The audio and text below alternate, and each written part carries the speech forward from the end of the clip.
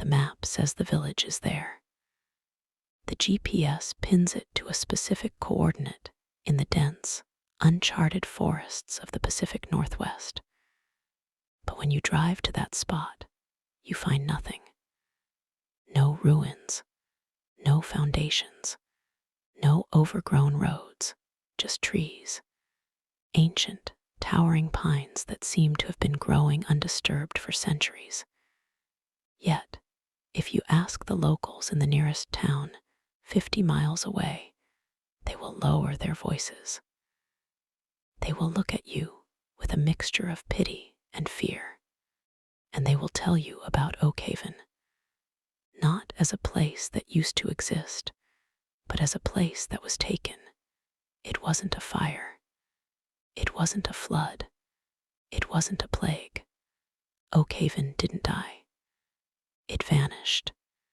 In 1984, 312 people woke up one morning, went about their daily routines, and by sunset, not a single soul remained. Their coffee cups were still warm on the tables. Their cars were idling in driveways. The school bell had rung for the afternoon dismissal, but the playground was empty. The silence that fell over Oakhaven that day was so heavy, so absolute, that it reportedly cracked the windows of the church. To understand what happened, we have to go back further. Before the disappearance, Oakhaven was known for two things: its isolation and its strange acoustic properties. Residents claimed that sound behaved differently there. Whispers carried for miles. Screams were absorbed instantly. If you stood in the center of the town square and clapped your hands, the echo wouldn't come back from the buildings. It would come from underground, a low, resonant thrum that vibrated in your teeth. Most people ignored it. They called it the wind in the mines. But there were no mines in Oakhaven. There never had been. The first sign that something was wrong came from the animals. 2 weeks before the vanishing, every dog in the village stopped barking. Not just quieted down. They lost their voices entirely. Veterinarians from the neighboring county were baffled. The dogs' vocal cords were intact. Their health was perfect. But when they tried to bark, only a dry, wheezing hiss came out.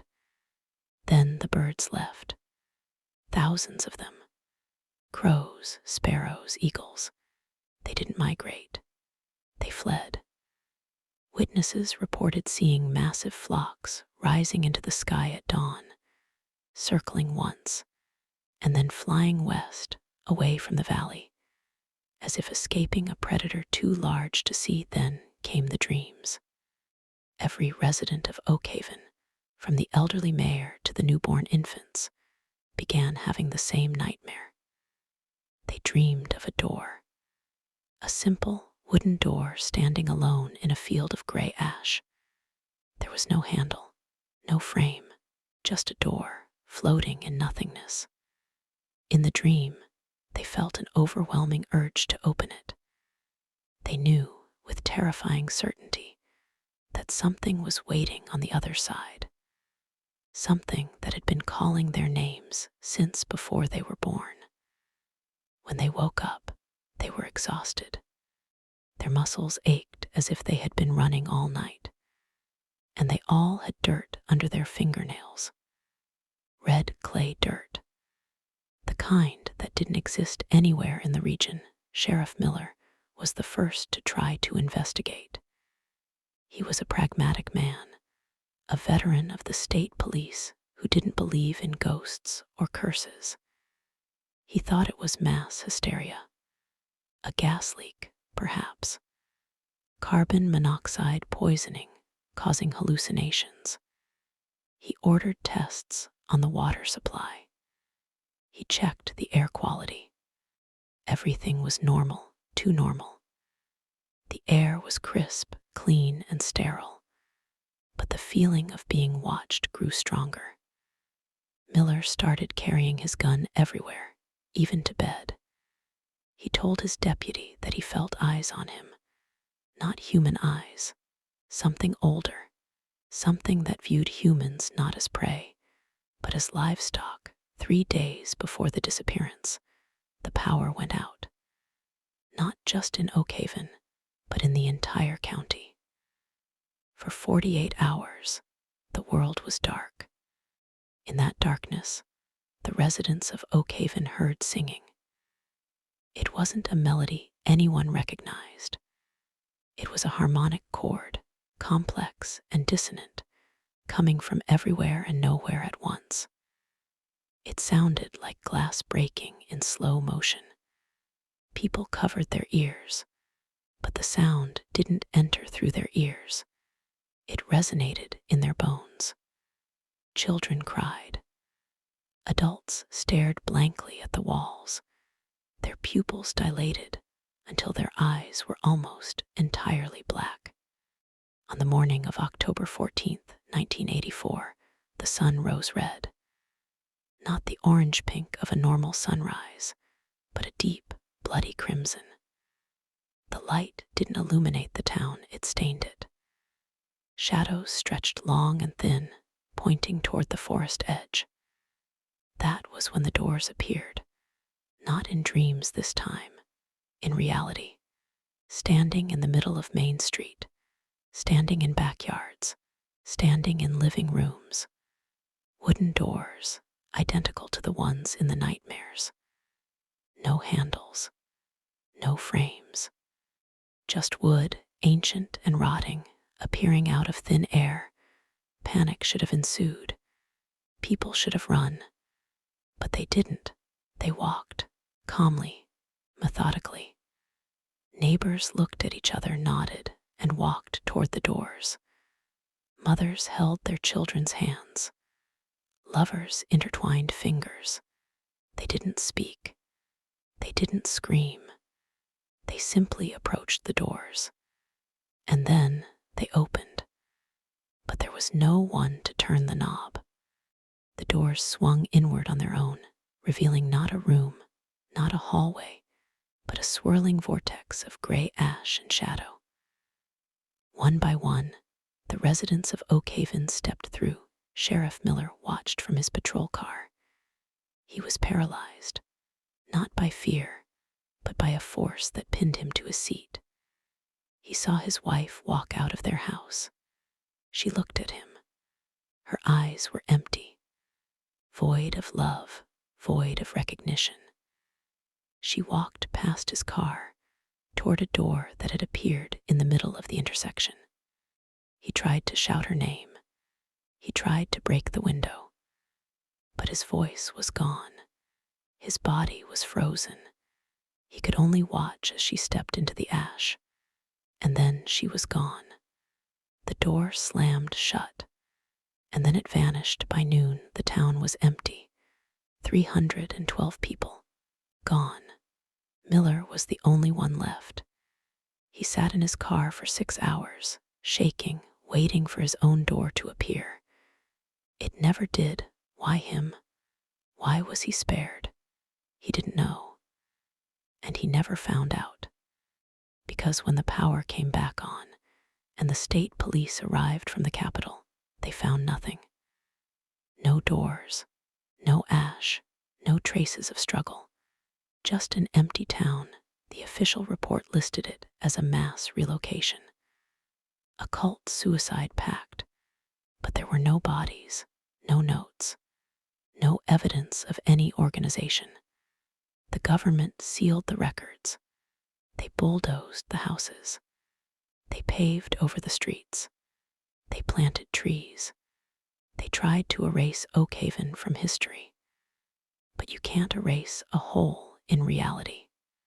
Decades later, hikers still report strange occurrences in that part of the forest.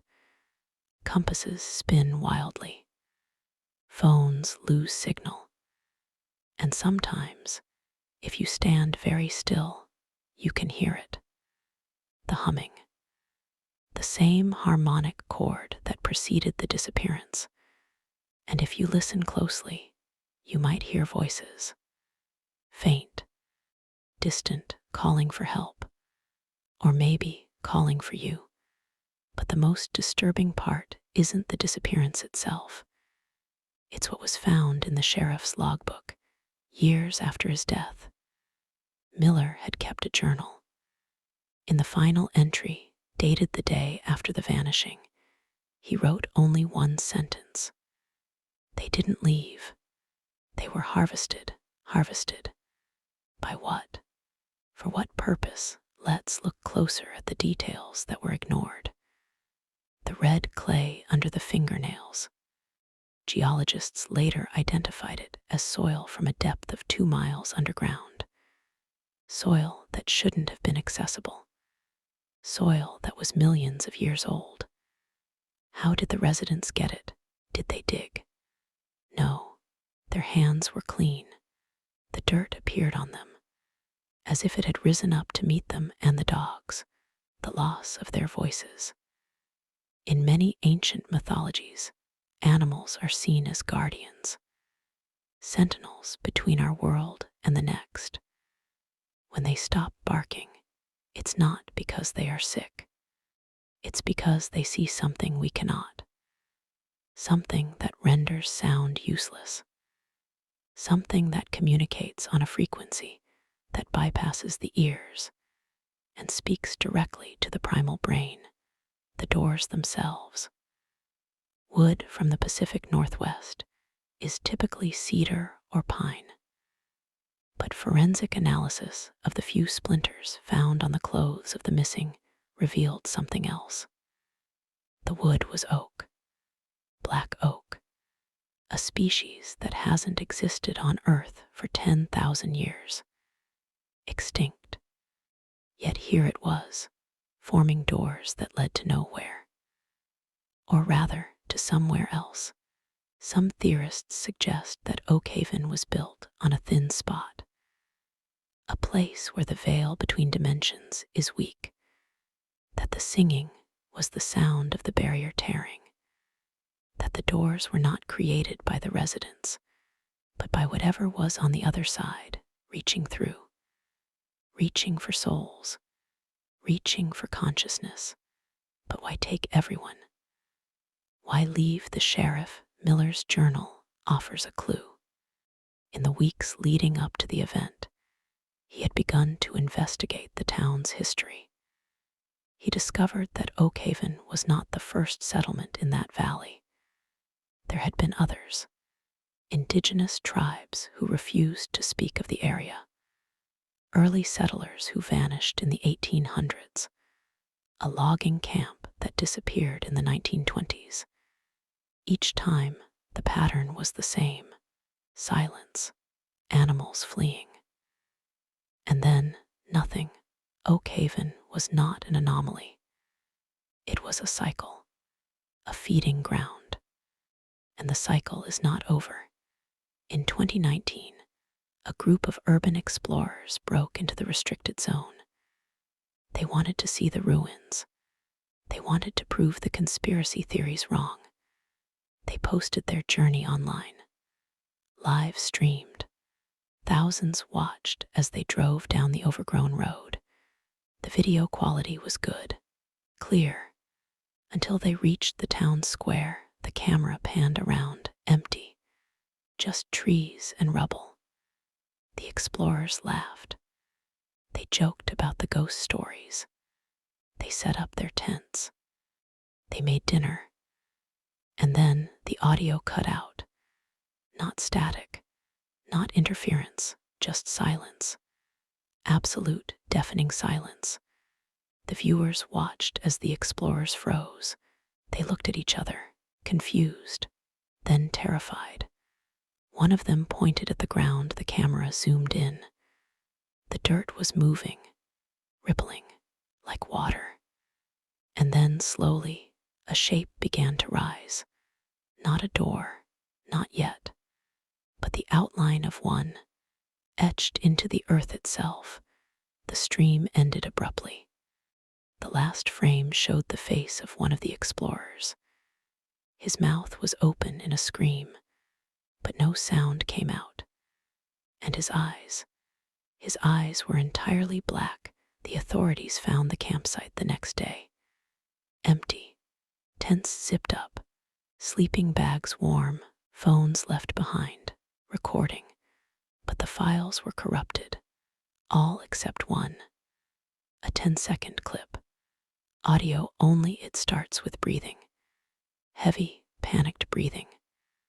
Then a whisper, not in English, not in any known language, but the tone is unmistakable. It is inviting. It is hungry. And then a sound that chills the blood, the sound of wood creaking. Old, rotting wood. Opening. Since then, no one has returned to the valley. The government has increased the patrols. They have put up new signs, warning of unstable terrain, dangerous wildlife. But the locals know better. They know that the terrain is stable. The wildlife is gone, and the danger is not from the land. It is from what lies beneath it. What if Oakhaven wasn't a tragedy? What if it was a transaction? Think about the energy. 312 souls vanished in an instant. Where did that energy go? Physics tells us energy cannot be created or destroyed. It only changes form. So what form did they take? Are they still there, trapped in the ash? Or have they become part of something larger? Something that uses human consciousness as fuel. The humming in the forest has grown louder in recent years. Hikers report headaches, nosebleeds, vivid dreams of doors. Some say they wake up with dirt under their fingernails. Red clay. Is the cycle restarting? Is another village being chosen? Look at your own town. Look at your neighbors. Have you noticed anything strange lately? Have the birds stopped singing? Do you hear a low hum when the house is quiet? Do you dream of a door? Don't answer that. Don't think about it, because thinking about it might be enough to attract attention. They don't need you to come to them. They just need you to notice them, to acknowledge the thinning of the veil. The story of Oakhaven is not just a horror story. It is a warning, a reminder that there are places on this map that do not want to be found, places that exist outside of time, outside of reason, and they are hungry. If you ever find yourself driving through a quiet town and the air feels too still and the shadows seem too long, keep driving. Do not stop. Do not look in the mirrors. Do not listen to the silence, because the silence is not empty. It is full of things that are waiting for you to step through. And once you do, there is no coming back. You become part of the harvest, part of the hum, part of the door. So the next time you see a map and you see a blank space where a town should be, remember Oakhaven. Remember the red clay. Remember the black oak. And remember that some mysteries are not meant to be solved. They are meant to be feared, because the village didn't disappear. It was taken, and it is still waiting for more. Check your fingernails. Just in case. The road didn't end. It just dissolved into the gray mist that clung to the asphalt like a living thing. I was 3 hours past the last gas station, deep in the hollows of West Virginia, where the GPS signal had died 20 miles back, and the trees grew so thick they blocked out the moon. My name is Elias, and I used to think horror stories were fiction until I took that shortcut through Blackwood Ridge. The map said it would save me 40 minutes. It cost me my sanity. I hummed, a comforting mechanical purr against the oppressive silence outside. But then the engine sputtered. Not a cough, not a stall, but a deliberate choke, as if something had reached inside the carburetor and squeezed. I coasted to a stop on the shoulder, the gravel crunching under the tires, sounding unnaturally loud in the vacuum of the night. I checked my phone. No service. Of course. I stepped out, the air hitting me like a wall of wet wool. It smelled of rot and ozone. That's when I saw the house. It wasn't on any map. It sat perhaps 200 yards off the road, nestled in a clearing that shouldn't have existed given the density of the forest. The windows were dark, jagged teeth in a rotting wooden face. I told myself I wouldn't go there. I told myself I would wait for morning. But then the temperature dropped. 10 degrees in 10 seconds. My breath plumed in front of me, white and frantic. And from the porch of that impossible house, a light flickered on. A single yellow bulb swinging gently, though there was no wind. Curiosity is a fatal flaw. I know that now. I walked toward it. The grass was dead, brittle and black, snapping under my boots like bones. As I climbed the steps, the wood groaned, a sound too human for timber. The door was ajar, just an inch, enough to invite, enough to warn.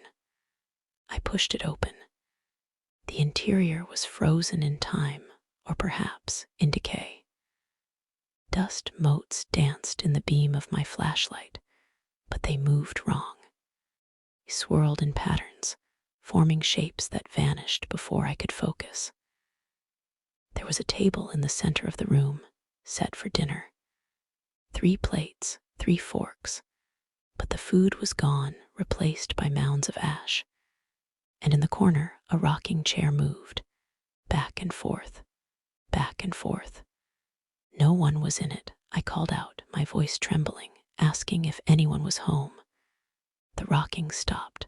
Silence rushed back in, heavier than before. Then, from the kitchen, a sound. The scrape of a knife on a plate. Slow, deliberate. I should have run. Every instinct screamed at me to turn, to sprint back to the car, to drive until the fuel ran dry. But my feet were rooted. I walked toward the kitchen. The doorway was narrow, framed by peeling wallpaper that looked like skin. Inside, standing with its back to me, was a figure, tall, too tall. Its shoulders brushed the ceiling. It was wearing a suit that looked like it had been buried for decades, stained with earth and something darker. It was cutting something on the counter.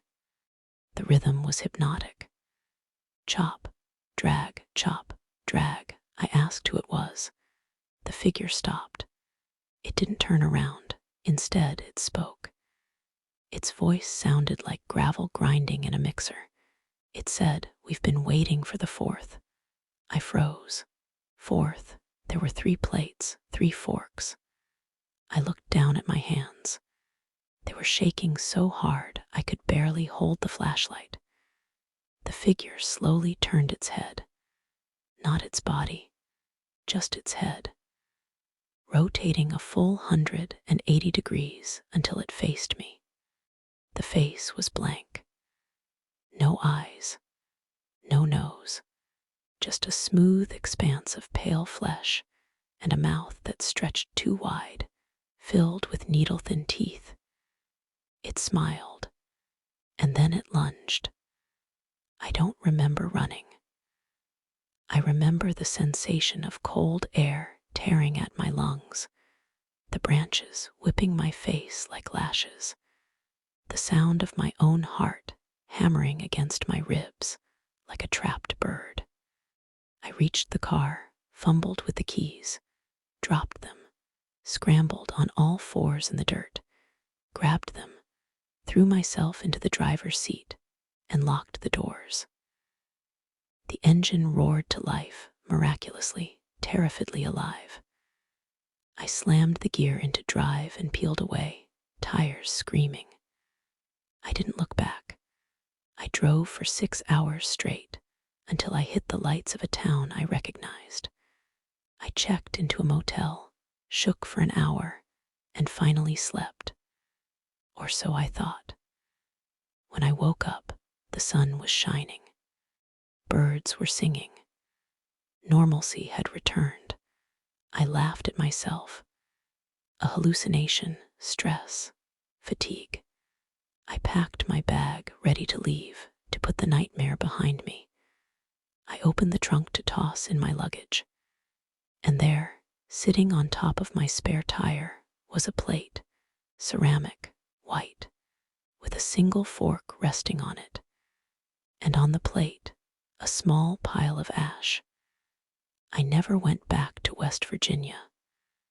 I never took a shortcut again.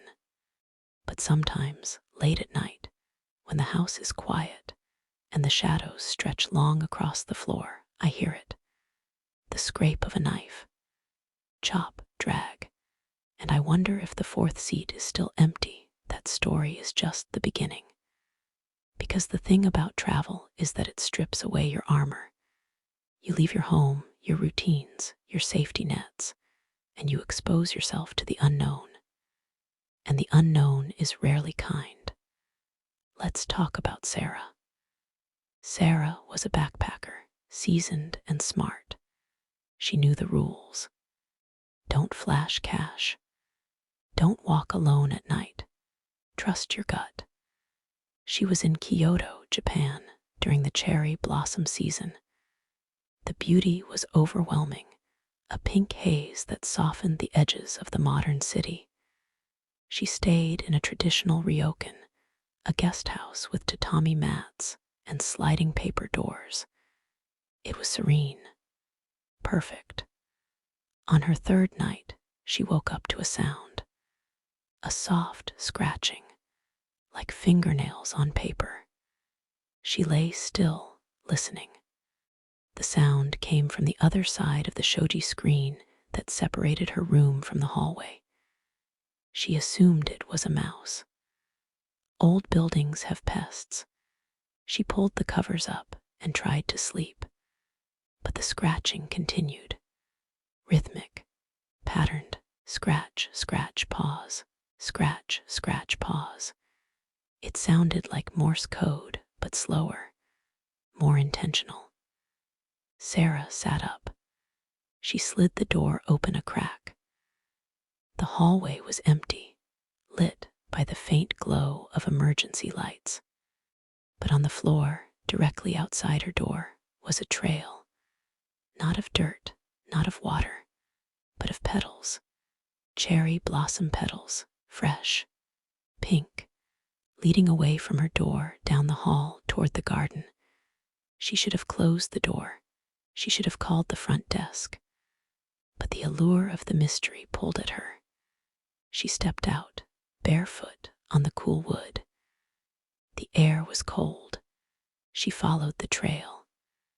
It led to the inner courtyard, a small Zen garden with a stone lantern and a koi pond.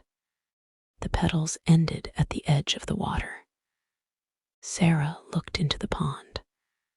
The water was black, reflective. And then ripples disturbed the surface. Not from a fish. From below, something was rising. A hand, pale, bloated. It broke the surface, fingers splayed, reaching for the edge of the pond. Sarah screamed. She stumbled back, her heart seizing. The hand grabbed the stone rim, then another hand, and then a head, hair matted with algae, eyes wide and white, devoid of pupils. It pulled itself out of the water, dripping sludge onto the pristine stones. It stood up. It was wearing a kimono, the same pattern as the one hanging in Sarah's closet. The creature tilted its head. It opened its mouth, and a swarm of moths flew out, buzzing angrily. Sarah turned and ran. She burst into the main lobby, waking the elderly innkeeper. looked at her, confused, then horrified. He didn't ask what was wrong. He simply pointed to the register. Sarah looked. Her name was not on the list. She had checked in 3 days ago. She had paid in cash. She had a key. But according to the book, no one named Sarah had stayed there in 10 years. The innkeeper whispered, "The garden is for the dead. We do not go there after midnight." Sarah left immediately. She took a taxi to the airport and flew home the next morning. But here is the twist. When she unpacked her bag in her apartment in London, she found something in her pocket. A cherry blossom petal, dried, preserved, and wrapped around it a tiny piece of paper with writing in Japanese. She translated it later. It said, "You are always welcome back." Sarah never traveled to Asia again. She burns sage every night. She sleeps with the lights on, because she knows that some places don't let you leave. They mark you. They claim you now. Let's shift continents. Let's go to the vast, empty stretches of the Australian outback. This is where Mark's story begins. Mark was a trucker, hardened, cynical. He had seen everything the highways had to offer: drunk drivers, kangaroos, heat waves that melted asphalt. He was hauling freight from Darwin to Adelaide, a long, lonely haul. The radio was his only companion, crackling with static and distant country music. It was 2 a.m., the darkest hour. The headlights cut a narrow cone through the void. And then he saw it. A hitchhiker standing in the middle of the road. Mark slammed on the brakes. The truck skidded, tires smoking, coming to a halt just feet from the figure. It was a woman, young, wearing a white dress, barefoot, in the middle of the desert, hundreds of miles from civilization. Mark rolled down the window. "Are you okay?" he shouted over the idling engine. The woman didn't move. She just stared at him. Her eyes reflected the headlights, glowing like animal eyes. Mark felt a chill crawl up his spine. He unlocked the passenger door. "Get in," he said. "It's dangerous out here." She opened the door and slid in. She didn't speak. She didn't thank him. She just sat there, staring straight ahead.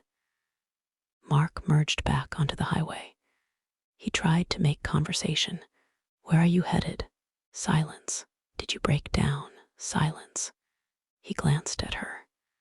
Her skin was pale, almost translucent. He could see the veins beneath. And she was cold, radiating cold. The air conditioning wasn't even on, but frost began to form on the windshield. Mark turned up the heat. It didn't help. He looked at her again. Her lips were blue. "Hey," he said, his voice trembling. "Do you need a hospital?" She slowly turned her head toward him. Her neck cracked, a sound like dry twigs snapping. She smiled. It was a sad smile. "I'm already there," she whispered. Mark frowned. "What?" "Look behind you," she said. Mark hesitated. He didn't want to look, but he did. He glanced in the rearview mirror. Behind the truck, miles back, was a wreck. A car overturned, flames licking the night sky, police lights flashing in the distance. He looked back at the passenger seat. It was empty. The door was still closed. The lock was still engaged, but the seat was wet, soaked with water, and smelling of gasoline and blood. Mark screamed. He punched the accelerator, driving faster than he ever had before. He didn't stop until he reached a truck stop 50 miles away. Told the other drivers. They listened politely, then nodded. One old-timer spat on the ground. "That's the lady of the highway," he said. She appears to those who are about to die. You're lucky, kid. You got a warning. Mark quit driving the next day. He couldn't handle the roads anymore. Every shadow looked like a white dress. Every reflection looked like glowing eyes. He lives in a city now. No highways, no trucks, just walls. Thick walls. But the most terrifying stories aren't about ghosts or monsters. They're about people. About the evil that hides in plain sight. Consider the case of the Arab in Prague. Julia and Tom were a young couple, excited for their European vacation. They found a great deal on a historic apartment in the old town. Stone walls, high ceilings, a view of the castle. It was perfect. The host, a man named Victor, met them at the door. He was charming, polite, speaking perfect English. He gave them the keys and a bottle of wine. "Enjoy your stay," he said. "There is a rule, however. Do not enter the basement. It is unstable, dangerous." Julia and Tom agreed. Who goes into a basement on vacation? They spent the first 2 days exploring the city, eating goulash, drinking beer, falling in love with the cobblestone streets. On the third night, they heard noises, coming from below, thumping, like something heavy being dragged across concrete. Julia woke Tom. "Do you hear that?" Tom listened. "Probably just the pipes," he muttered, rolling over. But the noise continued. All night. Thump. Drag, thump, drag. The next morning, Julia mentioned it to Victor when they saw him in the courtyard. He smiled tightly. "Old building," he said. "Settling, ignore it." But Julia couldn't ignore it. The curiosity gnawed at her. That afternoon, while Tom was out buying souvenirs, Julia went back to the apartment. She stood in front of the basement door. It was locked. A heavy iron padlock secured it. She looked around. No one was watching. She picked the lock. She had learned how as a child. 5 minutes. The lock clicked open. She pulled the door open. A smell hit her, formaldehyde and rot. She descended the stairs. The air grew colder. At the bottom, there was a single light bulb. It illuminated a workshop. Tools hung on the walls, saws, knives, chisels. And in the center of the room, a table. On the table were photographs. Hundreds of them, Polaroids. Julia picked one up. It was a picture of a tourist, smiling, taken in front of the Charles Bridge. She picked up another. A different tourist, smiling, taken in the square. She flipped through them. Dozens of faces, all tourists, all smiling. And then she saw the dates. The most recent photo was dated yesterday. It was a picture of her and Tom.